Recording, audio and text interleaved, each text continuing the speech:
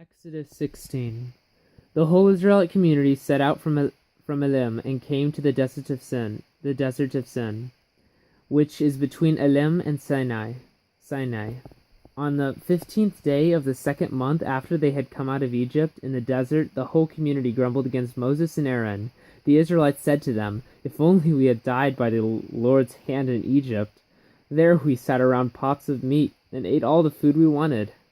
But you have brought us out into this desert to starve this entire assembly to death." Then the Lord said to Moses, "I will rain down bread from heaven for you. The people are to go out each day and gather enough for that day.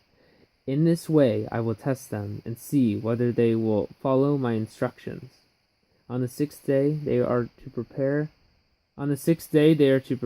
what they bring in, and that is to be twice as much as they gather on the other days." So Moses and Aaron said to all the Israelites, "In the evening you will know that it was the Lord who brought you out of Egypt. And in the morning you will see the glory of the Lord, because he has heard your grumbling against him. Who are we that you should grumble against us?" Moses also said, "You will know that it was the Lord when he gives you meat to eat in the evening and all the bread you want in the morning, because he has heard your grumbling against him. Who are we? You are not grumbling against us, but against the Lord." Then Moses told Aaron, "Say to the Israelite community, 'Come before the Lord, for he has heard your grumbling.'" While Aaron was speaking to the whole Israelite community, they looked toward the desert, and there was the glory of the Lord appearing in the cloud. The Lord said to Moses, "I have heard the grumbling of the Israelites. Tell them, at twilight you will eat meat, and in the morning you will be filled with bread. Then you will know that I am the Lord your God." That evening quail came and covered the camp, and in the morning there was a layer of dew around the camp. When the dew was gone, thin flakes like frost on the ground appeared on the desert floor. When the Israelites saw it, they said to each other, "What is it?" For they did not know what it was. Moses said to them, "It is the bread the Lord has given you to eat. This is what the Lord has commanded. Each one is to gather as much as he needs. Take an omer for each person you have in your tent." The Israelites did as they were told.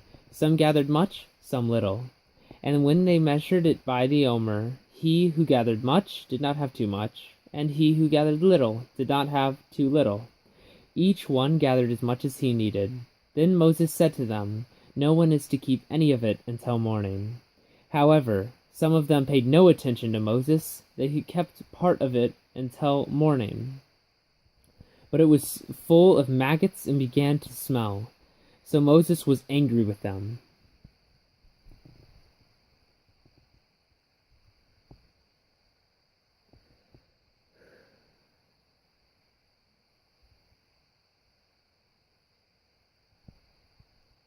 Each morning everyone gathered as much as he needed, and when the sun grew hot, it melted away.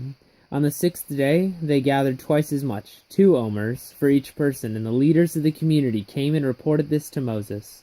He said to them, "This is what the Lord commanded. Tomorrow is to be a day of rest, a holy Sabbath to the Lord. So bake what you want to bake, and boil what you want to boil. Save whatever is left and keep it until morning." So they saved it until morning, as Moses commanded, and it did not stink or get maggots in it. "Eat it today," Moses said, "because today is a Sabbath to the Lord. You will not find any of it on the ground today. 6 days you are to gather it, but on the 7th day, the Sabbath, there will not be any." Nevertheless, some of the people went out on the 7th day to gather it, but they found none. Then the Lord said to Moses, "How long will you refuse to keep my commands and my instructions? Bear in mind that the Lord has given you the Sabbath. That is why on the 6th day he gives you bread for 2 days. Everyone is to stay where he is on the 7th day. No one is to go out." So the people rested on the 7th day. The people of Israel called the bread manna. It was white like coriander seed, and tasted like wafers made with honey. Moses said, This is what the Lord has commanded. Take an omer of manna and keep it for the generations to come, so they can see the bread I gave you to eat in the desert when I brought you out of Egypt." So Moses said to Aaron, "Take a jar and put an omer of manna in it. Then place it before the Lord to keep for the generations to come."